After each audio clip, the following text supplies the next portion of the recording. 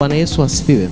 Kwa hiyo kuna ishara natamani uzifahamu ambazo hizo ishara zinamaanisha sio kwamba umekataliwa. Kuna ishara zikitokea kwenye maisha yako tunaanza kutafuta mchawi nani. Bwana Yesu asifiwe. Mbona mimi watu hawapendi kukaa na mimi? Yaani nikikaa na watu najilazimisha. Nina roho ya kukataliwa. Unaanza kupuyanga kwenye madhabahu kuondoa roho ya kukataliwa. Kumbe upako ndio umekutenga. Mtumishi wa Mungu Yohana Mbatizaji alikuwa anakuja na kitu kipya kwenye ulimwengu. Nitake nikwambie kwa dini ya Kiebrania kuwazamisha watu kwenye maji alafu kusema kwamba unawafutia dhambi zao ni kosa.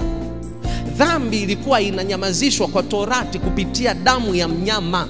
Huyu Yohana anakuja anasema kwamba nimetumwa niwabatize alafu ninawaandaa kwa ajili ya ajaye. Ni kosa. Kiebrania, kidini ya Judaism ni kosa.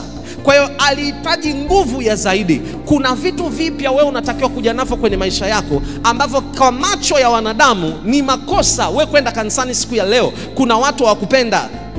Wewe kuomba kwa lugha, kuna watu hawakupenda. Yohana Mbatizaji kuzamisha mpaka Mafarisayo kwenye maji, kuna watu hawakupenda. Kwa hiyo alihitaji isolation. Biblia inasema akakuwa katika nyika, akiongezeka nguvu, hekima na maarifa, akipendwa na Mungu na watu. Watu walimpenda, but he was isolated in Judea. Watu wanaweza wakawa wanakupenda, lakini wakati wako ukifika Mungu atakutenga.